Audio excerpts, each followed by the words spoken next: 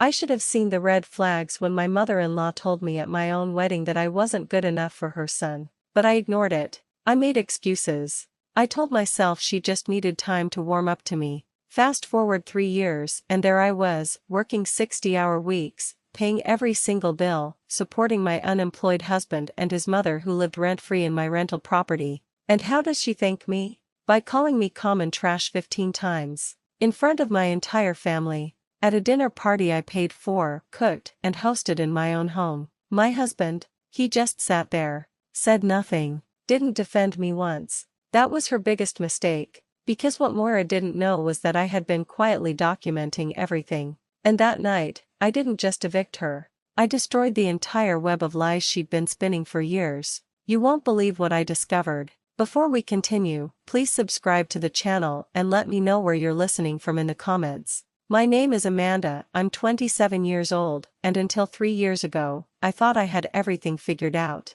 I'm a marketing consultant, and I'm good at what I do. Really good. Good enough that I own my own home and 2 rental properties by the time most people my age are still paying off student loans. I worked my tail off for everything I have. Scholarships got me through college, but I still worked 2 jobs to cover rent and food. After graduation, I climbed the ladder fast, took every opportunity, said yes to every project. By 25, I had my own consulting firm with 3 steady corporate clients. That's when I met Callum. He was working in finance, charming, ambitious, supportive. At least, that's what I thought. He'd show up at my office with coffee when I was pulling late nights. He'd tell me how proud he was of my success. He made me feel seen in a way I'd never experienced before. 6 months of dating and I was completely in love. When he proposed, I didn't hesitate. I said yes immediately. The wedding was beautiful, small, intimate, everything I'd dreamed of. But there was this moment, right after the ceremony, that should have told me everything I needed to know.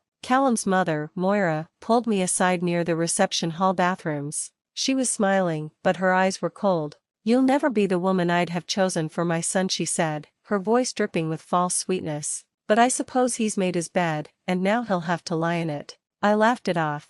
Forced myself to laugh, actually. I told myself she was just being an overprotective mother. When I mentioned it to Callum later that night, he waved it away. "That's just how she is," he said, kissing my forehead. "She doesn't mean anything by it. Give her time." So I did. I gave her time. I gave her patience. I gave her chance after chance. 6 months into our marriage, Callum lost his job. "Company downsizing," he said. It wasn't his fault, and I believed him. "It's just temporary," he assured me. "Just until I find the right position. I'm not settling for anything less than what I deserve." I supported him. Of course I supported him. That's what wives do, right? I took on extra clients, worked longer hours, made sure all our bills were covered. I told him not to stress, that we'd get through it together. But months turned into a year and Callum was still looking. The resumes he was supposedly sending out became fewer and farther between. I'd come home after a 12-hour day to find him on the couch, gaming, surrounded by empty takeout containers. When I'd gently ask about his job search, he'd get defensive. "I'm stressed, Amanda. This is really hard on me. I need time to decompress. You don't understand what it's like to lose your career." I didn't push. I made excuses for him. "He's going through something. He needs my support. He'll bounce back." Meanwhile, I was drowning. 60-hour work weeks became 70. I was managing everything: the mortgage, the utilities, groceries, his car payment, insurance. Everything. And he was doing the bare minimum around the house. Maybe he'd load the dishwasher. Maybe. Then came year 2. Moira's lease was ending on her apartment, and Callum suggested she move into my smaller rental property. "Just temporarily, babe," he said, using that soft voice that usually melted my resolve. "She's on a fixed income, and you know how tight money is for her. We'd be helping her out." I agreed, like an idiot. I charged her only utilities, not even enough to cover the actual costs. I thought I was being generous. I thought I was being a good daughter-in-law. Moira moved in and everything changed. She started showing up at our house unannounced. Callum had given her a key without asking me first. I'd come home to find her in my kitchen, rearranging my cabinets. "Just trying to help, dear," she'd say. "I noticed you had things organized so strangely." The dig started small, subtle. "Oh, you're ordering takeout again? I suppose some women aren't natural homemakers." Or darling, you work so much. Callum must feel so neglected. That's how marriages fall apart, you know. Every time Callum would minimize it. Mom's just old-fashioned, he'd say. She's lonely. Cut her some slack. So I did. I cut her slack while she carved pieces out of me. The comments got sharper, more pointed. She started making remarks about my background. Your mother was a secretary, wasn't she? I can always tell breeding. She criticized everything: my career, my appearance, my cooking.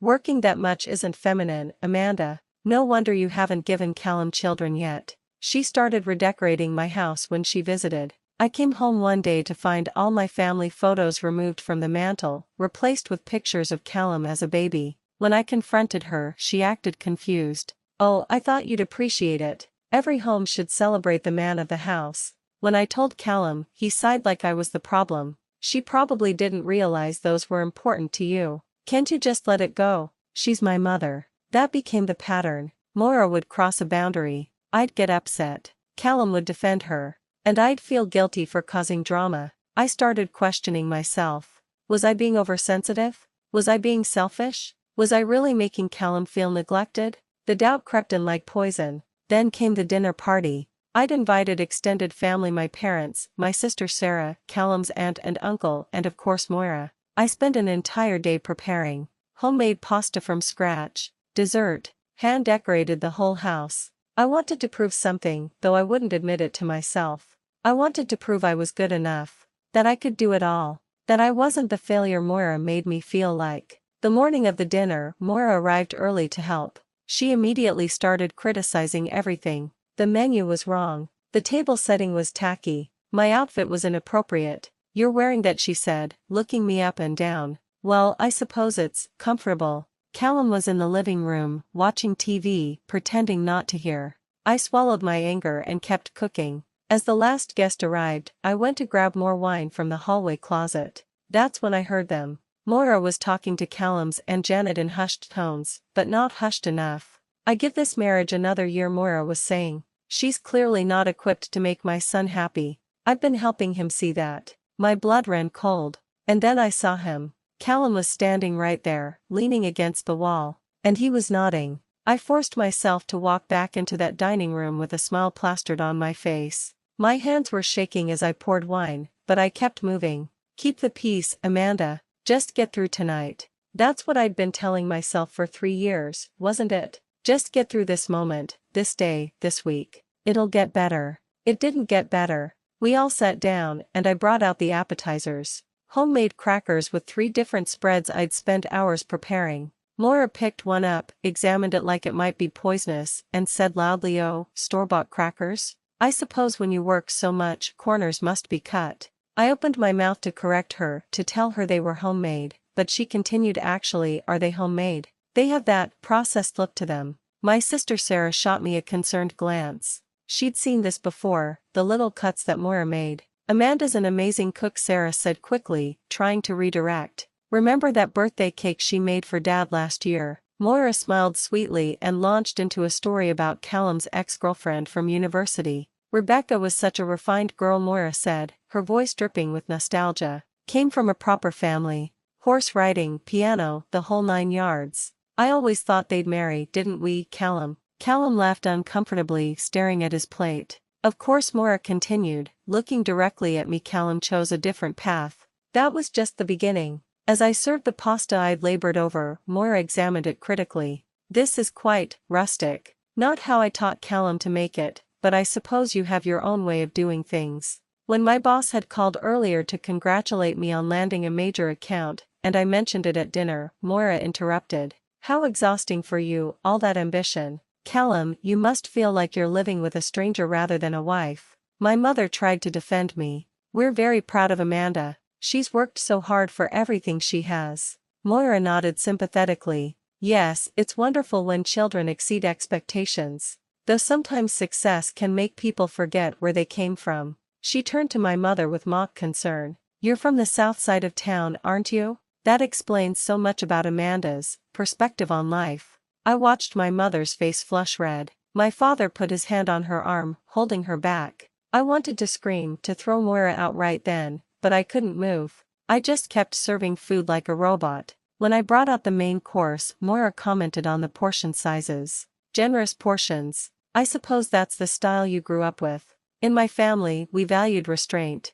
To the entire table, she announced, I keep telling Callum he deserves to be taken care of, not just financially. A man needs a real home, not just a bank account. I dropped a serving spoon. It clattered against the hardwood floor and everyone jumped. Moira's lips curved into a smile. Clumsy and common, but I suppose Callum finds that endearing, don't you, darling? Callum said nothing, just cut his food and kept his eyes down. The wine I'd carefully selected got the next attack. Affordable wines have come such a long way. You can barely tell the difference anymore, can you? When I brought out the dessert of pavlova I'd spent 3 hours perfecting, she gasped theatrically. You didn't make this yourself, did you? The presentation is quite enthusiastic. I mentioned being tired, just making conversation, and Moira pounced.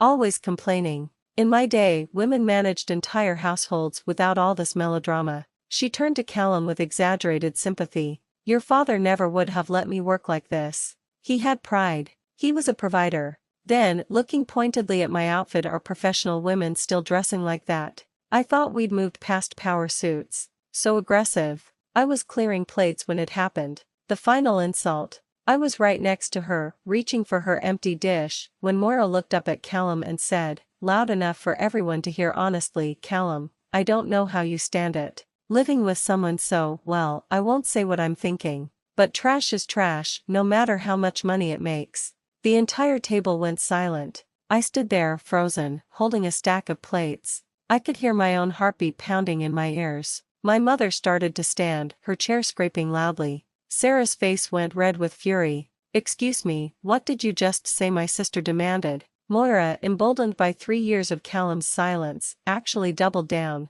I said what I said. Someone needs to be honest around here. Every eye in that room turned to Callum, my husband, the man who promised to love and protect me. He looked down at his plate, shifting uncomfortably in his seat. The silence stretched on. Say something, I thought. Please God, say something. Mom, maybe that's, he finally mumbled. Maybe that's what I heard myself say. My voice didn't sound like my own. It was calm, cold, detached. Maybe that's a bit harsh. Maybe that's not appropriate. Maybe you should defend your wife for once in 3 years. Callum's face flushed. Can we not do this in front of everyone? Something inside me snapped. Not like an explosion, more like a lock clicking open. I set the plates down very carefully on the table, each one placed with deliberate precision. So let me understand this correctly, I said, my voice still eerily calm. Your mother can humiliate me in front of everyone, but I can't call it out in front of everyone. That's the rule. I looked around the table.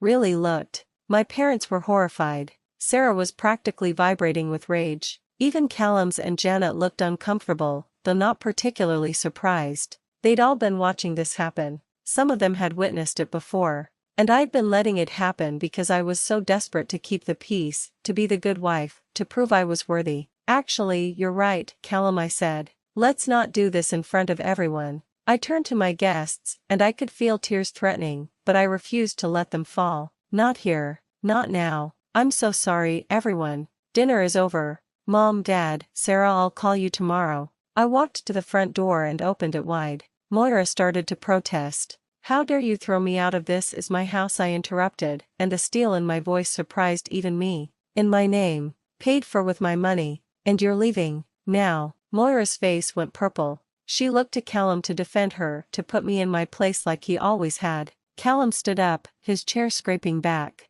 Bryn, you're overreacting. She didn't mean get out, I said. All of you. Out of my house. My family hugged me quickly on their way out. Sarah whispered finally in my ear. Moira left with Janet, but not before turning back with venom in her eyes. You'll regret this. You've shown your true colors tonight, Amanda. Everyone saw it. Then they were gone. Everyone except Callum, who stood in the dining room looking lost. Babe, I know she was out of line, but what, Callum? I asked, exhausted. But I should understand. But she doesn't mean it. But I'm overreacting? Which excuse are we using tonight? She's old. She doesn't understand modern relationships. She's 64, not 94. She knows exactly what she's doing. He tried a different approach. Guilt. She's my mother, Amanda. I can't just cut her off. Family is important. But I'm not family. The question hung in the air. You can watch her destroy your wife, but you can't stand up to your mother. He had no answer. Started talking about stress, about how hard job hunting was, about how I didn't understand the pressure he was under. I listened to him make excuses and I felt absolutely nothing. No anger. No sadness. Just a cold, clear certainty. Go to bed, Callum, I said quietly. We'll talk tomorrow. After he left, I sat alone in my destroyed dining room. Half-eaten food everywhere. My beautiful pavlova melting on the sideboard. And I saw it all clearly for the first time. The pattern, the manipulation, how I'd been slowly trained to accept the unacceptable. I opened my laptop and started searching. Eviction laws in my state, divorce attorneys, property rights in marriage. And then, because I'm thorough, I logged into my home security system. I'd installed cameras 6 months ago after my jewelry kept going missing. Moira had blamed my carelessness. I started reviewing footage from the past few weeks, and what I found made my blood run cold. There, on my screen at 3 in the morning, was evidence of everything I'd suspected but been too afraid to believe.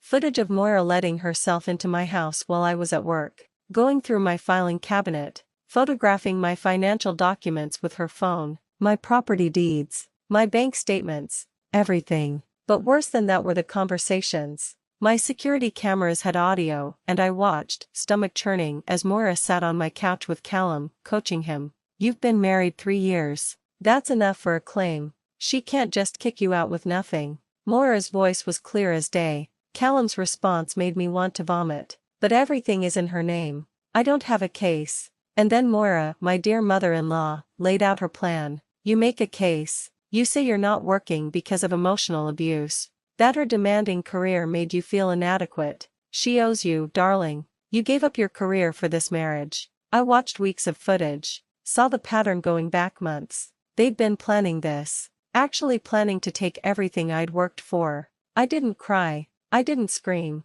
I made phone calls. By 8 a.m. I had an attorney, a locksmith on standby, and a clear plan. I knocked on the bedroom door. Callum, living room, now. He stumbled out, probably expecting me to apologize, to smooth things over like I always did. Instead, he found me at the dining table, professionally dressed, laptop open, documents everywhere. Sit down. We need to discuss some things. Look, I'm sorry about last night. I should have said something. Yes, you should have. But that's not what this is about. I turned the laptop toward him and pressed play. He watched himself on screen, watched his mother going through our private documents. The color drained from his face. I didn't know she didn't know, or didn't care to stop her. I slid a document across the table. 3 weeks ago, someone tried to add your name to the deed of my rental property. They forged my signature. Badly. His hand shook as he picked up the paper. I didn't know about that. I swear maybe.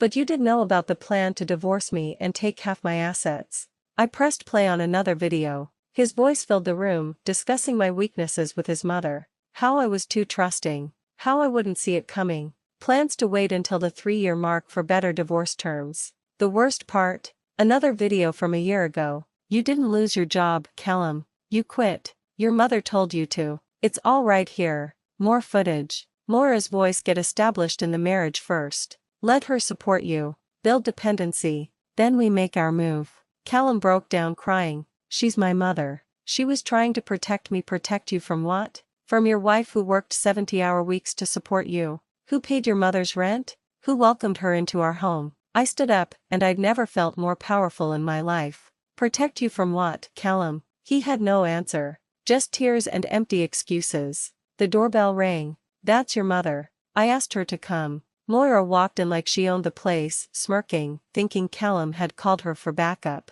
Amanda, I hope you've calmed down after your little tantrum last night. I slid an envelope across the table. 30-day eviction notice for the rental property. She laughed. Actually laughed. You can't evict me. I have rights. Month-to-month lease. I can terminate with proper notice. There's your notice. I slid another envelope. Cease and desist. You're no longer welcome in this home. Another envelope. Police reports for trespassing and attempted fraud. And finally copies of everything I'm sending to the entire family. Every text. Every recording. Every scheme you've been running. Moira's face transformed from smug to pale in seconds. You're bluffing. Try me. You called me trash 15 times in front of my family. I'm just returning the favor. I turned to Callum. You have a choice. Your mother leaves now. You stay, we do counseling, you get a job in 30 days. Or you leave with her and I file for divorce. Moira grabbed his arm. Don't listen to her.